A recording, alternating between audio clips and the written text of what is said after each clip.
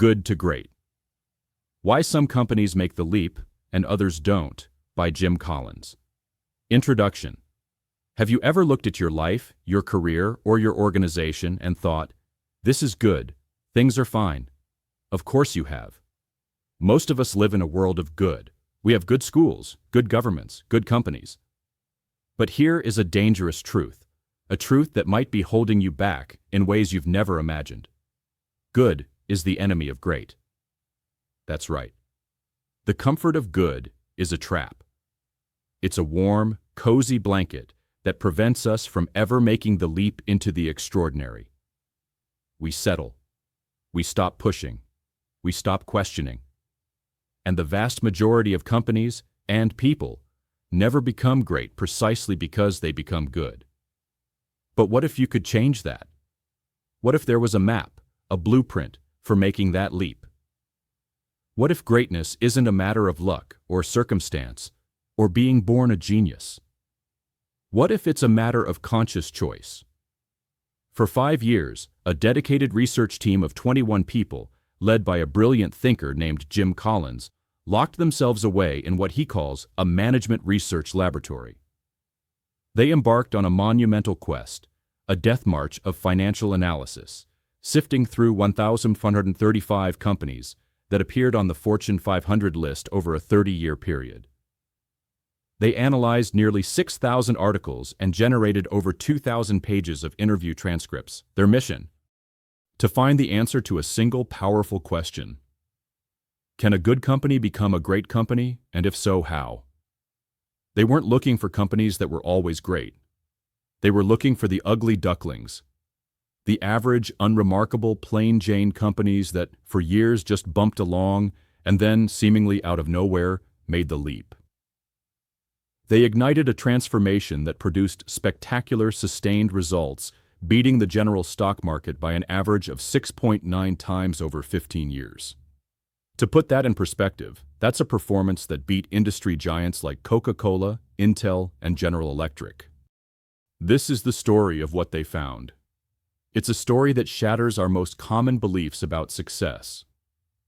In this audiobook summary, we will open up what Collins calls the black box of transformation. We will discover the timeless principles that separate the great from the merely good, and the best part is, these principles can be applied by anyone, in any organization, and even in your own life.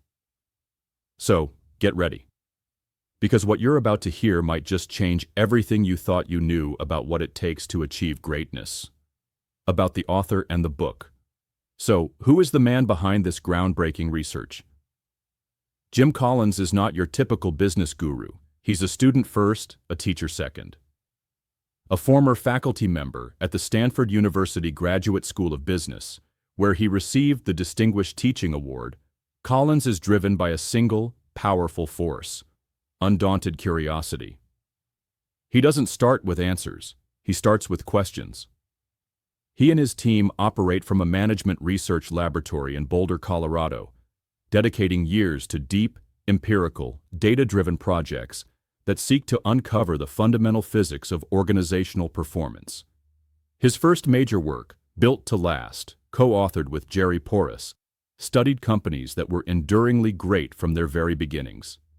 But as a McKinsey director pointed out to him, that book, while brilliant, was useless for the vast majority of companies that aren't born great. What about them? He asked. That question became the seed for Good to Great. Published in 2001, Good to Great became an instant classic, selling millions of copies and profoundly influencing leaders in both the corporate and social sectors worldwide. Its power lies in its evidence-based approach. This isn't a book of opinions. Every single concept you're about to hear was not a theory to be tested. It was a pattern discovered by contrasting the companies that made the leap with a carefully selected set of comparison companies. Companies in the same industries with the same opportunities that failed to become great. The question was never, what do the great companies have in common? That's easy. The crucial question was, what do the great companies have in common that the good companies do not? That is the secret we are about to unlock. Are you ready to discover it? The first shocking discovery, Level 5 leadership. What's the first thing you would expect to find at the heart of a great transformation? A larger-than-life leader, right? A charismatic celebrity CEO who rides in from the outside to save the day. Well, here's the first myth we need to dismantle. The research team was shocked to discover that such high-profile leaders are negatively correlated with making the leap from good to great. 10 of the 11 great companies were led by CEOs who came from inside the company. The leaders who ignited these transformations were not like Patton or Caesar. They were more like Lincoln or Socrates. Collins calls them Level 5 leaders. And they are a paradox. Imagine two opposite qualities. On one hand, an intense, almost stoic professional will. A ferocious resolve to do whatever it takes, no matter how difficult, to make the company great. On the other hand, deep, compelling personal humility. These leaders are shy, quiet, reserved, even awkward. They are plow horses, not show horses. This isn't about being soft. A Level 5 leader is fanatically driven, infected with an incurable need to produce results. But their ambition is not for themselves, it's for the company. They want to build something that will endure, something that will be great long after they are gone. Think about Darwin Smith, the CEO of Kimberly-Clark, a mild-mannered in-house lawyer who spent his vacations digging holes with a backhoe on his farm. 2 months after becoming CEO, he was diagnosed with cancer and given less than a year to live. He informed the board, but told them he had no plans to die anytime soon. He lived for 25 more years, most of them as CEO, and transformed Kimberly-Clark into the #1 paper-based consumer products company in the world, generating returns 4.1 times the market. Did he do it with charisma? No. When a journalist asked for his management style, he stared back from behind his nerdy glasses and after a long silence said, "Eccentric." So what did he do? He made the gutsiest decision in the company's history. He sold the paper mills, the company's traditional core business, and plunged all the resources into a head-to-head battle with giants like Procter & Gamble in the consumer goods space. It was a decision rooted in a brutal fact. Their old business was doomed to mediocrity. He chose greatness or death, and he won. This is the essence of a Level 5 leader. It brings us to a powerful tool for self-reflection, the window and the mirror. When things go well, Level 5 leaders look out the window to give credit to others, or even to good luck. But when things go poorly, they look in the mirror. They blame themselves. They take full responsibility. The leaders of the comparison companies did the exact opposite. When results were good, they preened in the mirror, taking all the credit. When they were bad, they looked out the window, blaming the economy, the competition, bad luck, anything but themselves. So here's a challenging question for you. When you succeed, where do you look? The window or the mirror? And when you fail? The answer might tell you how close you are to becoming Level 5. First, who? Then what? Now for the second big myth we need to shatter. If you were taking over a company, what's the first thing you'd do? You'd probably set a new vision, a new strategy, a new direction, right? Wrong.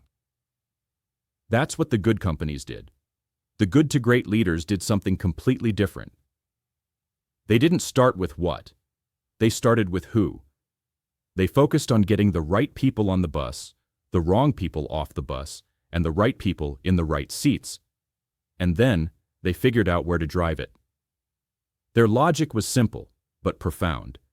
First, if you begin with who, you can more easily adapt to a changing world. If people are on the bus because of where it's going, and you suddenly need to change direction, you have a problem. But if they're on the bus because of who else is on it, a change in direction is easy. Second, if you have the right people, the problem of motivation and management largely disappears. The right people don't need to be managed. They are self-motivated by an inner drive to produce the best results and be part of something great. And third, if you have the wrong people, it doesn't matter if you have the right strategy. You still won't have a great company. As Collins puts it, great vision without great people is irrelevant. This leads to a powerful revision of an old adage. You've heard it 1,000 times. People are your most important asset. Collins's research proves that this is wrong. People are not your most important asset. The right people are. But what does it mean to be rigorous, not ruthless, in making these people decisions? It's not about wantonly firing people. In fact, the good to great companies used layoffs 5 times less frequently than the comparison companies.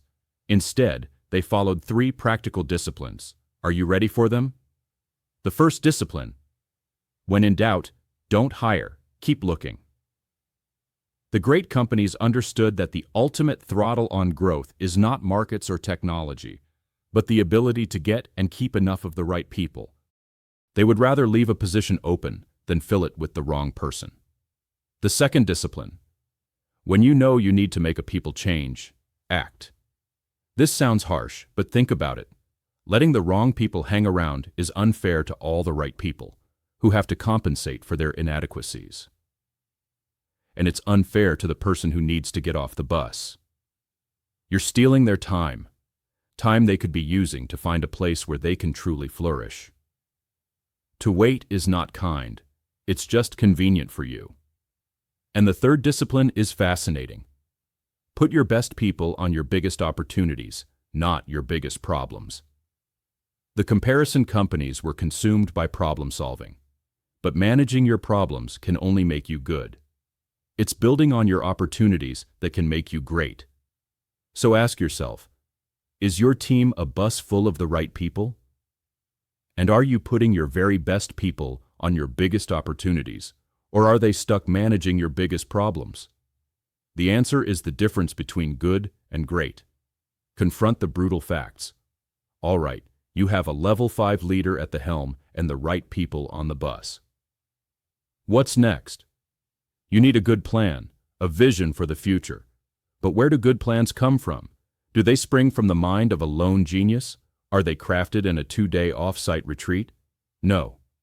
The research shows something very different. Every good to great company began its journey by confronting the brutal facts of their reality. Not wishful thinking, not optimistic dreams. Brutal facts. Collins tells the story of A&P, once the largest retailer in the world, which stuck its head in the sand as the world changed around it.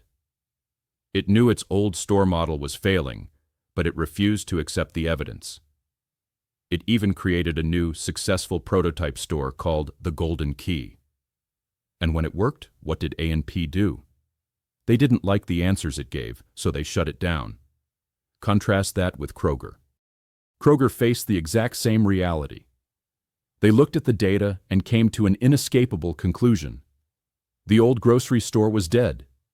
So, what did they do? They decided to change or replace every single store that didn't fit the new reality. They confronted the brutal truth, and the right decisions became self-evident.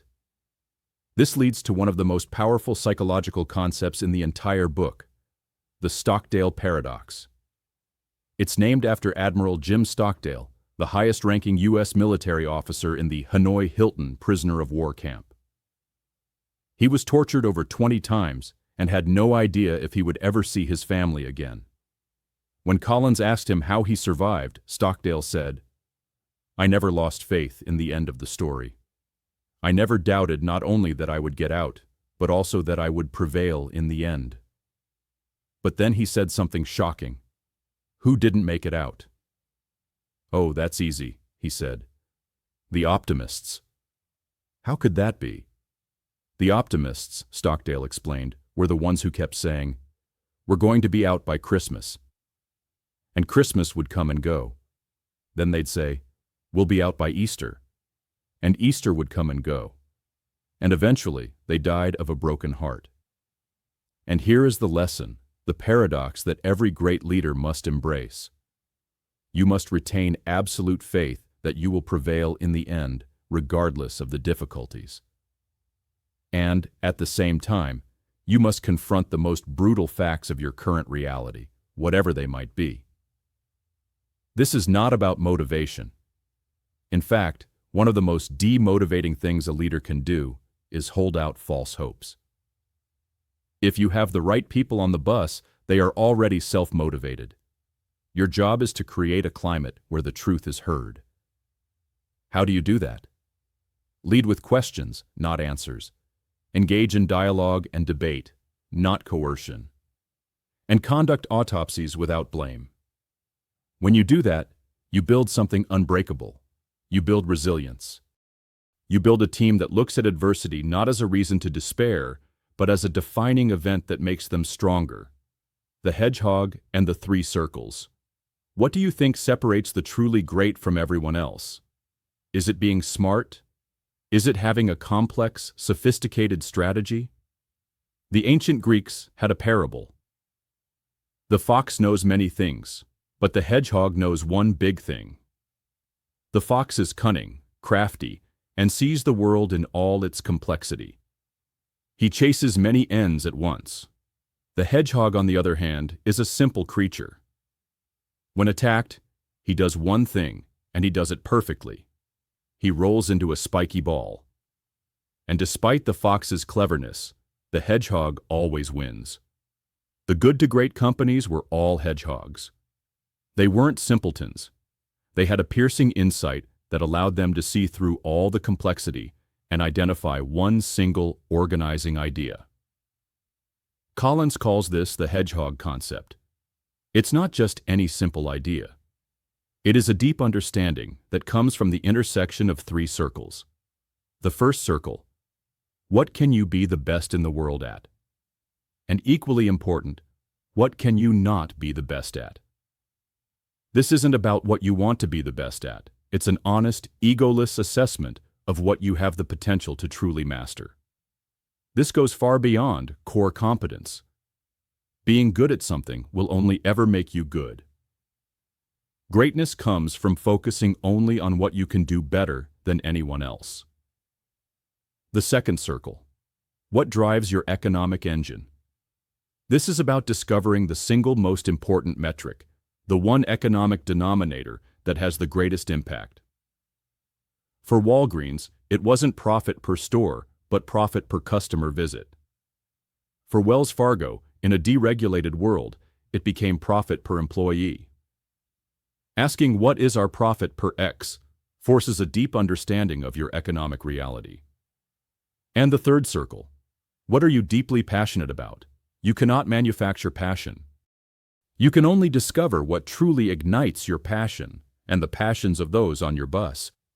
The great companies didn't say, "Let's get passionate about what we do." They said, "We should only do those things that we can get passionate about." Now, here is the crucial point. A hedgehog concept is not a goal or a strategy.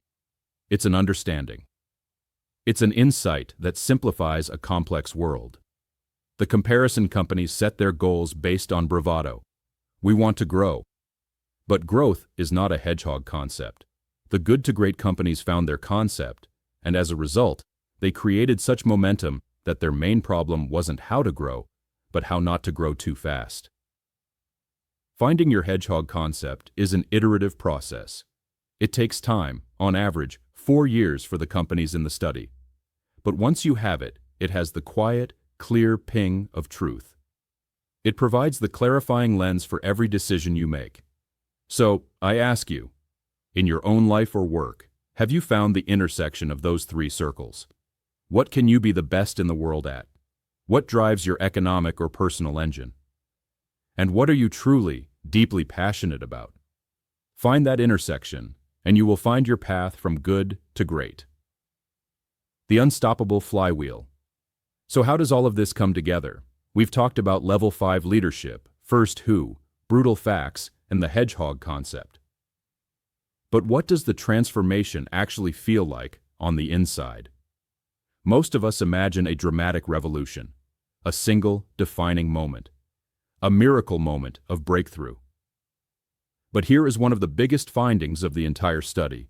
There was no miracle moment, not one. Instead, Collins offers a different image. Picture a huge, heavy flywheel, a massive metal disc, 30 feet in diameter, weighing 5,000 pounds. Your job is to get it spinning. You push with all your might. For a long time, it barely moves. It's an inch at a time. It's exhausting, but you don't stop. You keep pushing in a consistent direction, turn after turn, 2 rotations, 4, 8. The flywheel begins to build momentum. It gets easier. 100 rotations, then 1,000. Then, at some point, breakthrough. The momentum of the thing kicks in, and it starts to fly forward, its own weight working for you. It's unstoppable. That is what going from good to great feels like from the inside.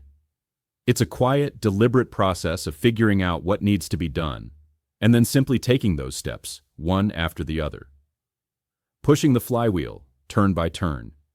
Each step builds on the last, compounding your effort.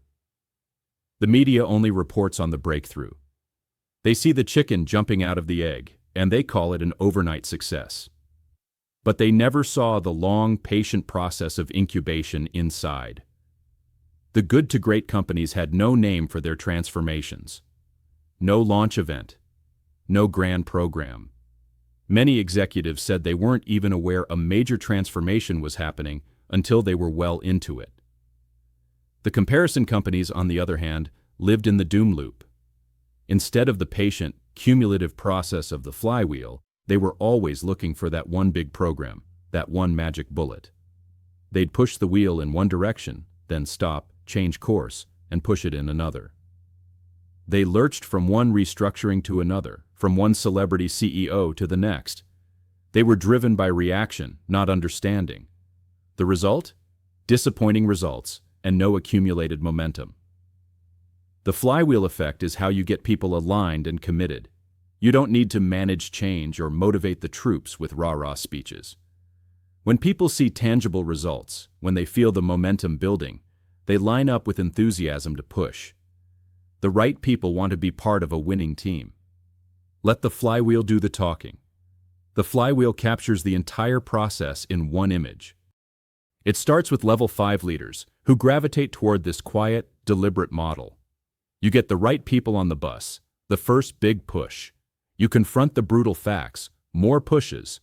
You discover your Hedgehog Concept, which clarifies the direction to push. You instill a culture of discipline to keep pushing.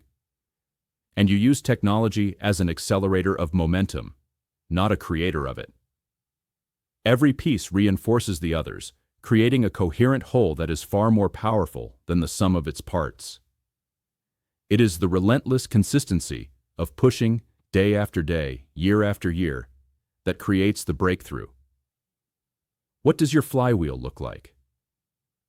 What are the small, consistent pushes you can make, day in and day out, that will build unstoppable momentum in your own life? The final step, a great life. We've journeyed through the core findings of Good to Great. We've seen how disciplined people, engaging in disciplined thought, take disciplined action to build a flywheel of unstoppable momentum. But the final chapter of this audiobook summary, and of the book itself, asks the most important question of all. Why? Why try for greatness? Isn't success enough? Collins offers 2 profound answers. The first is surprisingly simple. It is no harder to build something great than to build something good. It may be rarer, but it does not require more suffering. In fact, perpetuating mediocrity is an incredibly draining and depressing process. The clarity that comes from the flywheel, the energy that comes from having the right people on the bus, the inspiration of seeing real results. This process adds more energy back into your life than it takes out. It makes life simpler, more effective, and a heck of a lot more fun. But the second answer is the one that truly matters. It's about the search for meaning. It is impossible to have a great life unless it is a meaningful life. And it is very difficult to have a meaningful life without meaningful work. When you are engaged in work that you love, work you are passionate about, work that you believe in so deeply that it aligns with your own personal three circles. The question, why greatness, becomes absurd. If you care that much, how could you not try to make it great? It's just a given. Perhaps your quest to build something great will be in your career.